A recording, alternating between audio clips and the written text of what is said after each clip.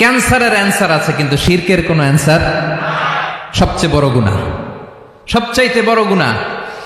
ইন্নাল্লাহা লা ইয়াগফিরু আন ইউশরাকা বিহি ওয়া ইয়াগফিরু মা দুনা যালিকা লিমান ইয়াশা। আল্লাহ রাব্বুল আলামিন চাইলে সব ধরনের গুনাহ ক্ষমা করে দেন, কেবলমাত্র শুধুমাত্র শিরকের গুনাহ ছাড়া। কোন গুনাহ ছাড়া বলেন? তাহলে শিরকের সাথে আমাদের কোনো সম্পর্ক।